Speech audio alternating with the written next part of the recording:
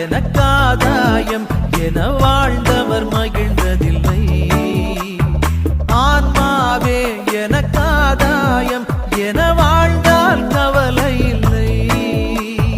உலகமெல்லாம் எனக்காதாயம் என வாழ்ந்தவர் மகிழ்ந்ததில்லை. ஆன்மாவே எனக்காதாயம் என வாழ்ந்தால் கவலை இல்லை. அழியும் செல்வம் சேர்ப்பதா அழிய ஆன்மாவை காப்பதா? அழியும் செல்வம் சேர்ப்பதா அழிய ஆன்மாவை காப்பதா? இந்த கேள்விக்கு பதிலாய் வாழ்ந்தவர் யார்? அவரே புனித சவேரியார். உலகமெல்லாம் எனக்காதாயம் என வாழ்ந்தவர் மகிழ்ந்தார்.